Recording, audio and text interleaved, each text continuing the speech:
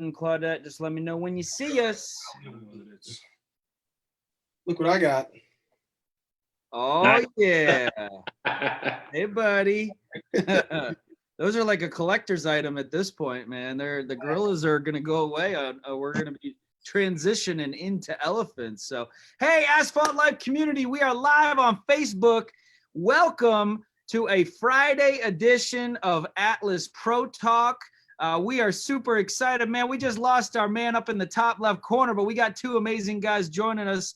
Let's say hello to the guys from Black and White Roofing, Joe and Tyson in the house. How you guys doing with those beautiful beards, man? Doing good. Doing good. Doing good. Happy Friday, man. We appreciate you carving out some time. I know you guys are busy. Hey, there he is. He's back. Scott Karras in the house. Scott Atlas Shingles, for those of you that don't know. Scott, how you doing today, buddy? Doing great. Excited to be here. Happy Friday. Well, we're excited to have you guys here. We got some really, really fun guys who do some really cool things and are building an awesome business over there in the great state of Missouri, the heartland of the country. And we're excited to hear from you guys. So, guys, how's life treating you? How's business? How's the family, man? How you guys holding up with all this insanity happening around our country? Oh, life's good, man. I was actually quarantined for about the last month. I've been staying in the camper, trying to stay away from the family and make sure I didn't get anybody sick, because I've been going door to door with this big hailstorm in Jeff City and another one in Branson and another one in Lebanon. And he's got a newborn. Yeah, I got a 6-month-old at the house. So. Oh my goodness. Oh my goodness. Well, I'm sure at some point you'll be happy to get home and see everybody, but got to get to work, right? That's why I got my special beer koozie, because I knew you guys were working hail. So. Yeah. Well, good stuff. Well, we'll say hello to our community that's out there watching. We've already got a bunch of people jumping on. So hello to everybody that's jumping on live. Make sure you guys send us some love, some likes, some comments throughout the Pro Talk today. And you guys will have a chance to win some Asphalt Life Pro Packs. So we'll get you guys some gear so you guys can be looking as cozy and comfy as me. So I got to start with this, man, because it's not every day that I get to interview a former Apache helicopter pilot, man. So Joe, tell me a little bit about your service. And by the way, thank you, man. That's amazing. I've seen your pictures online. You look unrecognizable in pictures back in the military to now, but tell me a little bit about your service.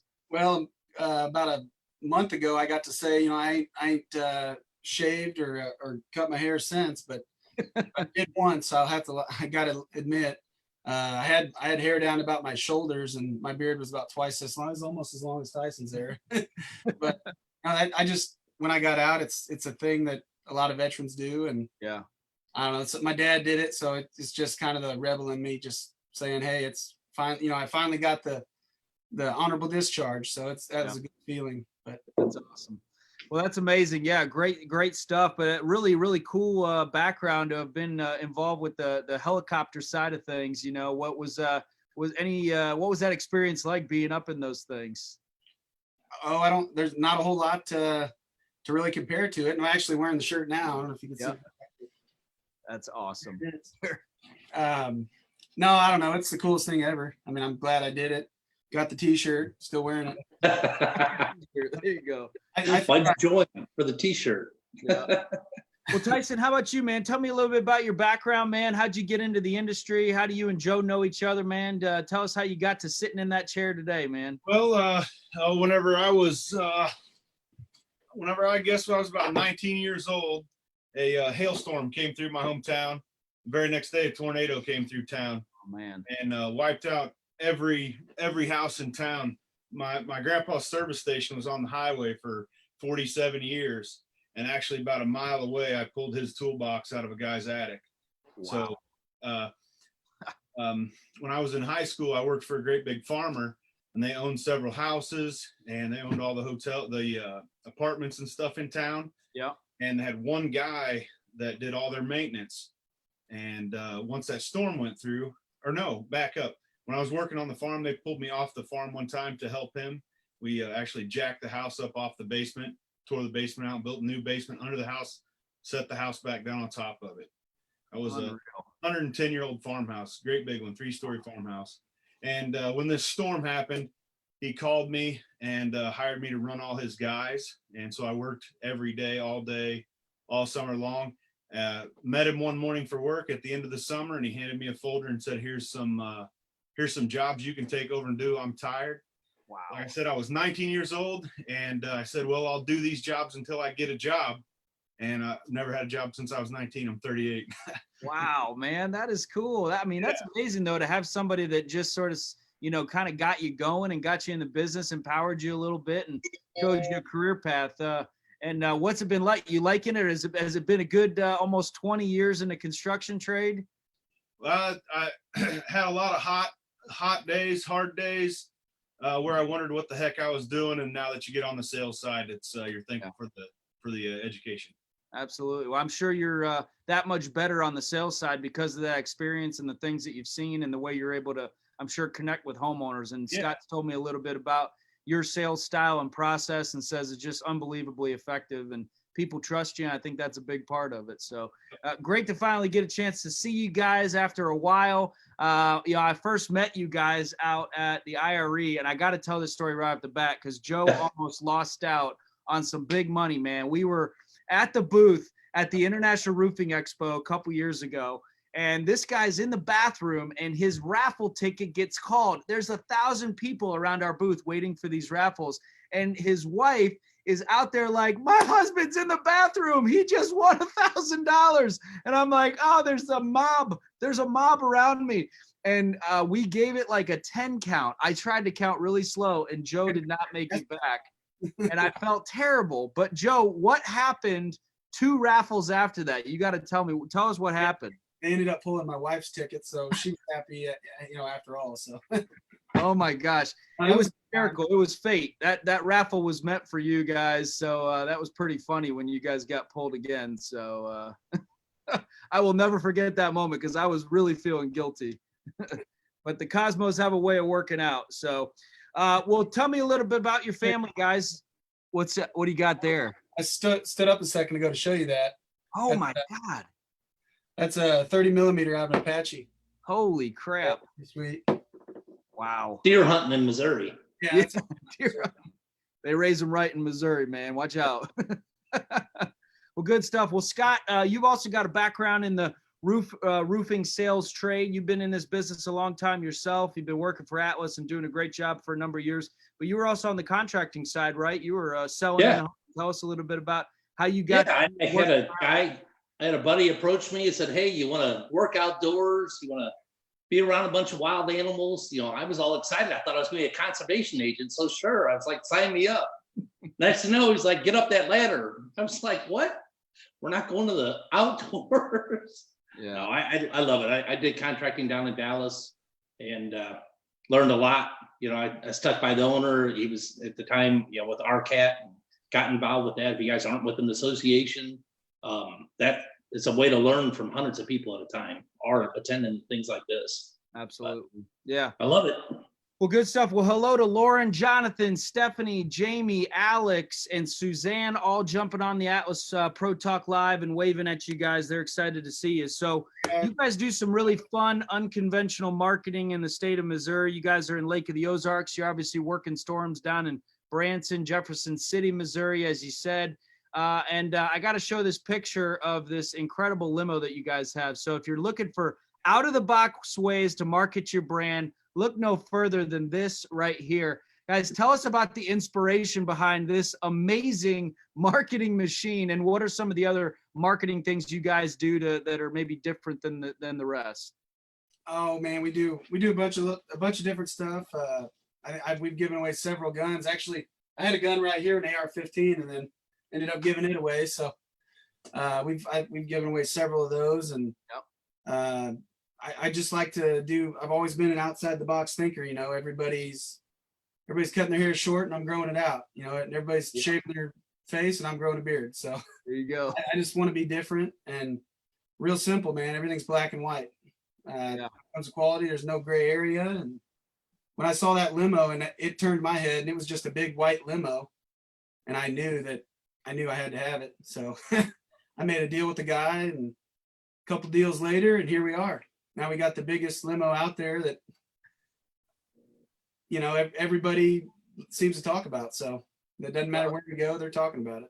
It's definitely an attention getter, and it's I'm sure something that you can have a lot of fun with, but also something that's got a big brand. I mean, people wrap their trucks, but this takes that whole idea to a different level. You guys are getting lots of wows and oh my goodnesses in the chat here, so there's a lot of excitement about this. You said what I think sounds sort of like a guiding principle. There's no black and or there's no gray area in quality. It's always black or white. Tell me a little bit about that. Is that something that you sort of like to drive into the people that work for you and the things that you guys do? Oh yeah, and that's kind of the reason Tyson's here. He's our best sales guy.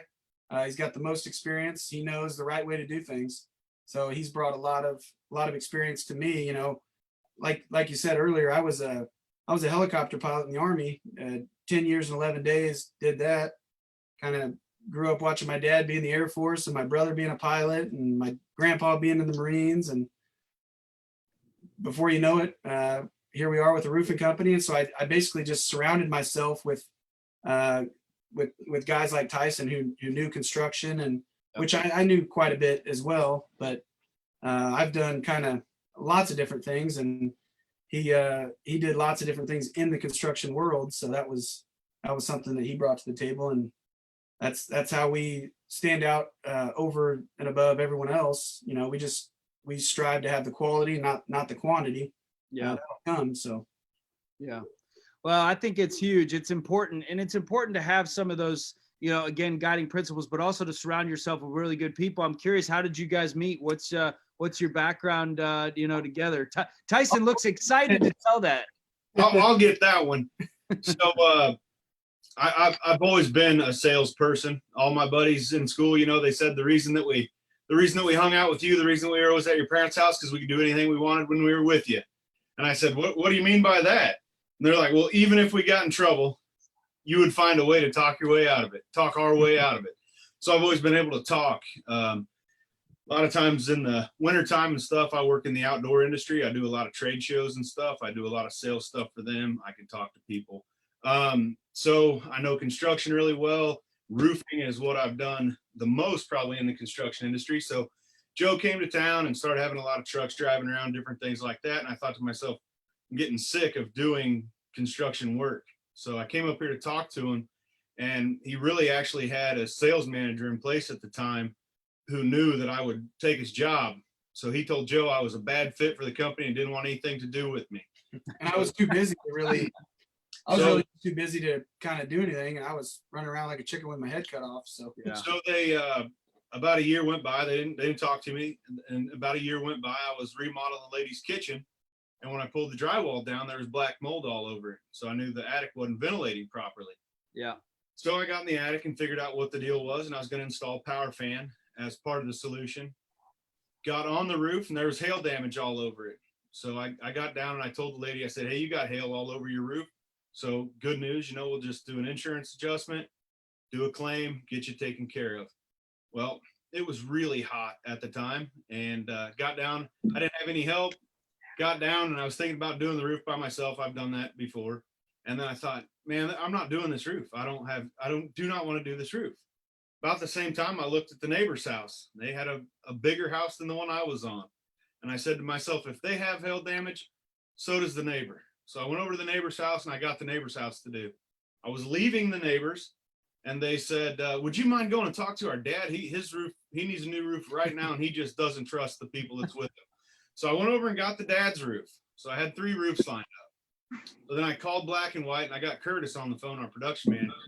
And I just acted like a dummy, like I had no clue. And I said, hey, will you guys please come out and check this roof out with me and see what's going on? And I said, you'll have to send the owner. And Curtis says, we normally don't send the owner, so we'll send a project manager. And I said, if you want this roof, you're going to send the owner. If you don't, that's fine. You don't have to do it.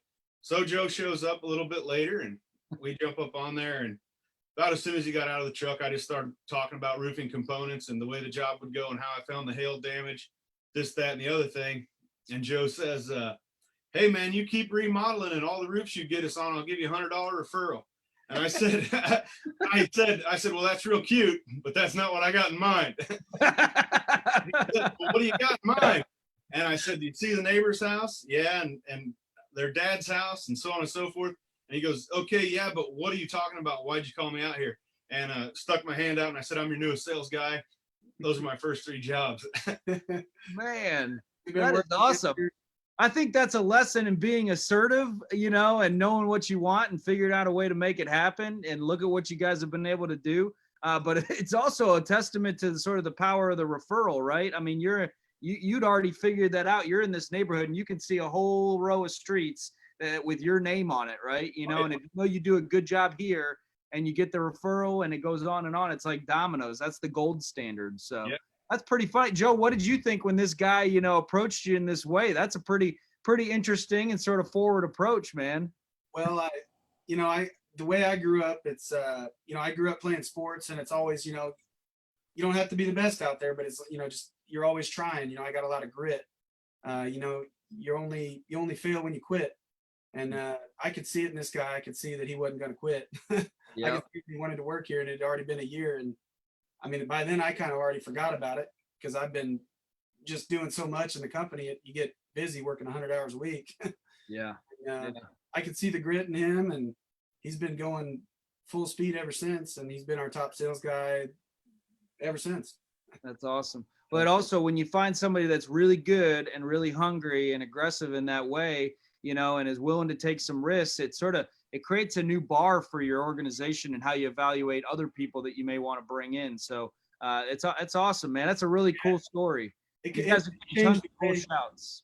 It surely changed the way that I'm, hiring guys. You look at everybody a little different. You're like, they either got it or they don't. You can figure it out pretty quick now. Yeah, absolutely.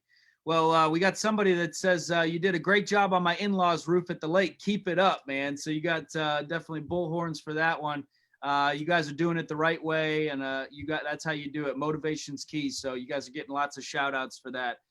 So tell me a little bit about how you guys have scaled the business, right? Obviously adding people, Joe, is a big part of that, but have you guys been did you start off retail focused and then start chasing storms, or start with a storm? Like, give me a sense of like how you guys have been able to scale the business up and where you're finding that most success. I would say, I wouldn't really call us storm chasers, really, but we've chased 3 or 4, but they've all been within a couple hours of here. Right. Back when I was flying, I was driving 2 hours one way anyway, so that was normal to me. Right. Sometimes you'll get a guy occasionally like, "Oh, you're an out of towner." I'm like, "Man, I drive 2 hours one way to go to work." No, right. It's not out of town. 5 minutes, so that's really good. But yeah. As far as scaling it, it starts with the people. Surround yourself with all the right people. I did that with Tyson, and then I did that with Curtis. He was the guy that worked on the Apaches that I flew, so he's a pretty trustworthy guy. And so now he runs the company, and I've known him for 30 years, at least. And so surround yourself with the right people. Then you got to come up with systems that are repeatable. I think Warren Buffett said, "Make it so easy an idiot can do it." That's the goal. Now that's difficult, but that's what you want. Right. Then of course the outside the box thinking and the marketing and stuff that gets the phone ringing. And we just basically became the most popular company at Lake of the Ozarks, and we're going to keep it that way. Yeah, absolutely. You know what? They've scaled so fast, but I always believe the speed of the leader determines the rate of the pack. If my phone rings at 6 in the morning or 10 at night, it's probably Joe. Our times, like, they just don't sleep. I'm like, guys, just know that they're just constantly working, thinking, how about this? Or how to try that. Yeah. I really appreciate it. Well, it's the ability to pivot and take action, right? We've been talking a lot about that in the last 8 weeks, especially because there's been, there's been a lot of fear about what to do, what's going to happen, right? But you got to keep on ideating. You got to keep on trying new things. You got to keep on focusing on, what's going to happen after, as opposed to the problems you've got right in front of you. So your business is doing pretty good, all things considered. How are homeowners relatively receptive? What pivots have you guys had to make with the COVID-19 situation? So yeah, everybody's kind of wearing masks, doing that thing, kind of like everybody else, kind of the herd mentality. But while everybody, while a lot of people are quarantining to their house, I decided to buy a camper and quarantine in my camper so I can keep working because, you know, we've been in business 4.5 years, and we haven't had a whole lot of hailstorms. And then all of a sudden, you know, we just got 3 of them, bam, bam, bam, right in a row. And I said, there's no way that I'm going to pass up this opportunity and just sit in my house and get quarantined. So I just kind of had to do what I did. Of course, I'm back at the house now, but we had a record month last month. I won't say the number, but it was good. It was a record month, and it's funny because 4.5 years ago I wrote it on the board, and it was a pretty substantial amount, and everybody kind of laughed at first, but we did it. So Yeah. I'm pretty Well, excited that's a about that. powerful, powerful thing you just said. You wrote something on a board 4.5 years ago and you hit it, right? And guess what? You probably need to write a new number on the board now, I'm assuming, right? Well, I got one even better for you. I got a newspaper article from high school. I think after I won the Homecoming King deal, and Woo-hoo. well, they asked me what I was going to do, and I said I'm gonna go to college. I'm gonna try playing football, run some track, and then I'm gonna start. I think I said I was gonna start 50 businesses, and and I also said I was gonna be a pilot in the military. So I got a few more businesses to start, and I'll hit all those goals. That's awesome, man. No, I'm just a very long-term oriented thinker. I'm out here playing chess while everybody else is playing checkers. Yeah, man. Well, we got a guy watching. I know he's watching right now, but his name's Alex Dale, and he calls it, hey, set big, lofty, hairy, nasty, humongous goals. So big that most people won't even want to look at them because they're uncomfortable with it. So set that big goal and then go get it, man, because it allows you to focus. It allows you to get after something. So I love to hear that, man. And then you surround yourself with other people that are goal oriented. I think that's key, and go get them together. So you're getting a bunch of love. We got Chelsea saying, I'm taking great notes. You guys are awesome. You know, you got Christy King says, woohoo, Curtis King, I love you. So, hey, man, we always got to shout those out. Hey, we got to give a shout out to Curtis and his wife. They just found out yesterday they have a baby. Yeah. Baby. All right. Congrats, man. COVID would be a good name. Oh, yeah. COVID King. Yeah. Oh, Well, yeah. good stuff. Yeah, a goal is a dream with a deadline. That's another comment we got. So I love that too. So hey, I'm going to share a couple of your Facebook pages here and different things. I see you guys actually do any drone work. I see a lot of pretty cool videos and stuff that you guys do. I do all our drone footage just because the last guy let fly it crashed it. So Well, I see you got this on your main page here. You guys are doing drone work, which is awesome. And then I got to show this picture, man. I want to pivot to this for just a second. Let me see if I can find it. Where is it? Where is it? There we go. There it is. You caught my attention the other day, Joe, with this Michael Jordan rookie card. Okay, so you and I have both been watching The Last Dance, so I'm glad to see that we got that in common because I love that. I love it. It's so fun to watch. But you actually have a Michael Jordan rookie card. So tell me, how did you get this rookie card? How long have you had it? And have you had any takers on your $51,000 or best offer? So I've been getting a lot of people to respond to that. Well, first let me back up real quick. Michael Jordan was always a hero of mine. I don't know if you saw the video. If it's me, my brother Mike picking me up, and I think I'm 5 years old, and it's about 1991. You know, when the Bulls won the first championship. He picks me up, and I'm up there hanging on the rim, yelling Michael Jordan. Yeah. So my brother, I was the youngest, and we grew up watching Michael Jordan. He kind of showed me everything. Now I wasn't real good at basketball, but I was pretty fast and I could dunk pretty good. So I made the team. But I really grew up more watching Kobe Bryant and with that, Mamba mentality. And that's kind of how I live every day. You know, I'm like, I just want to win.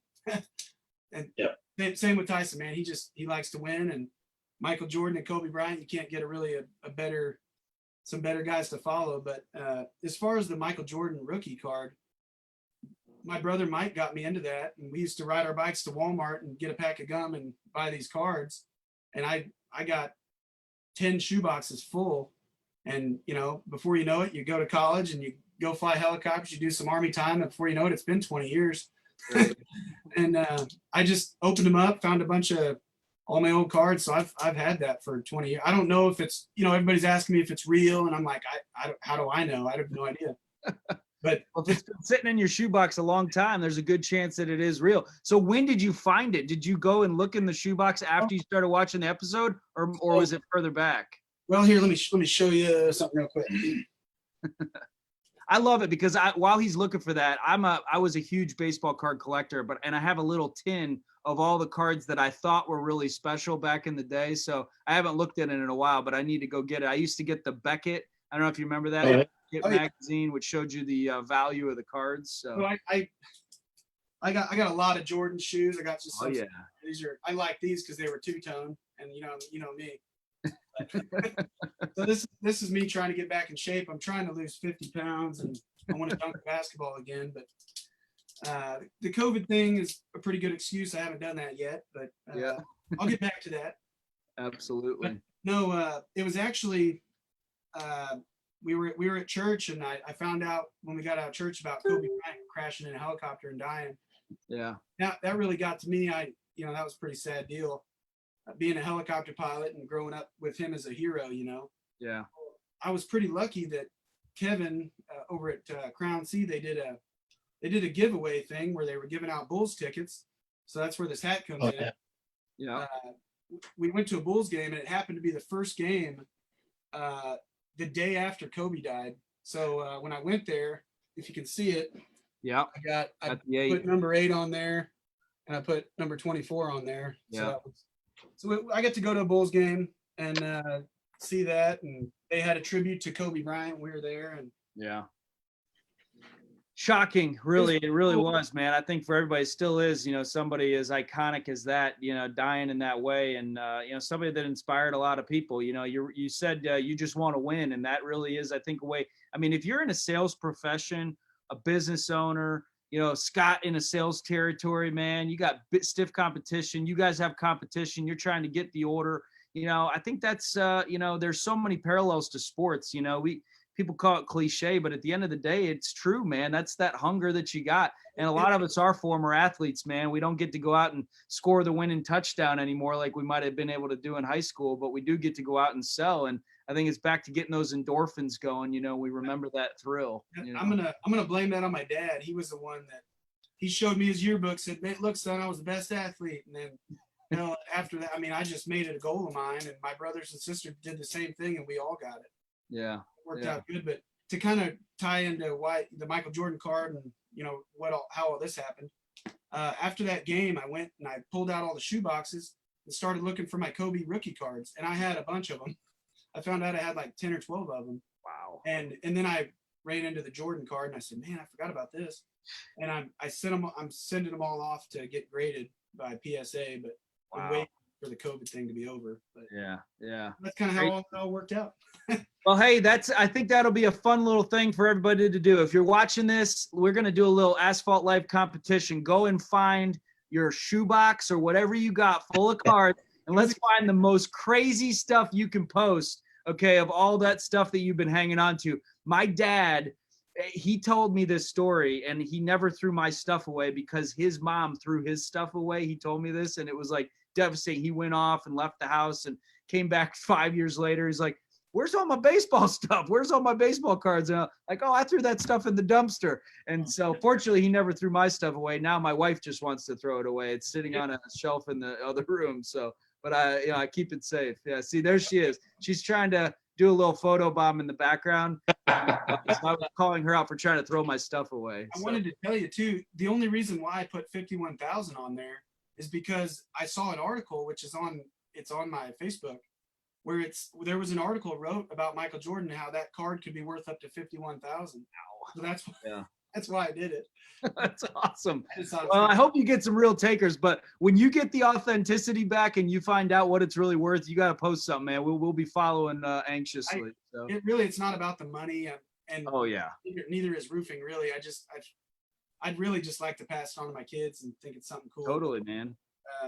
Those little things are amazing, man. I got a couple signed baseballs by some of my heroes: Tom Glavine, John Smoltz, and Chipper Jones. Man, those are the 3 baseballs I have signed. So I'm a huge diehard Braves fan, you know, and grew up with those guys. And so those will be things I pass down as well. I got a 95 World Series ball with Chipper Jones' signature. So his rookie year, and he won a World Series title. So that's pretty cool. So, well, guys, this has been a lot of fun. We're getting close to the end here. We're a couple minutes away. You know, I got my bartender back here is planning something. I don't know what. There's a lot of daring going on in my household about things that are going to happen. So, yeah, that's my beautiful wife here. Here you go. Hey. That's great. It's always an adventure, especially on a Friday. So, but hey, you know, we're so appreciative. I want to shout you guys out in a big way. Black and White Roofing out of Lake of the Ozarks, the first platinum contractor in the state of Missouri. These guys do amazing work. They're amazing marketers, and Scott Karras, their rep, another amazing guy, man. So a lot of guys you can connect with. It's all about connecting people. So if you're looking to find out a little bit more about these guys' experience, look them up. Joe and Tyson with Black and White Roofing. So we appreciate you guys being on. Closing thoughts for the community, man. Just give us a shout out, give us some inspiration heading into our weekend. Yeah, if I could just say one more thing, man, we're always looking to grow, and we're not going to stop here. We're gonna go nationwide. Awesome. But I'm looking for straight hustlers. You know, I want people that love competition, love winning, and you know, if you want to be first, come with me. If you want to be second, don't come talk to me. Awesome. Well, I'm sure you'll get some phone calls, man, and we're excited to see how you guys continue to grow. Our Asphalt Life prize pack winners, Chelsea Sand and Michelle Marks Griffith. So Chelsea and Michelle, we are excited. You guys are going to get some Asphalt Life gear. It's 5:00 here in Eastern time, so I'm going to cheers you. My koozie is courtesy of Premier Claims. Beer? Oh, yeah. Why the hell not? It's Friday, guys, so cheers. If you got one, here's to you guys. Hey, have a great weekend, Asphalt Lifers. We'll see you next week, Tuesday. Tuesday's going to be fun. We'll have Mike Holmes Jr. for Pro Talk. I'm about to dive into some family time. I hope you guys get to do the same. Thank you, guys. Thanks.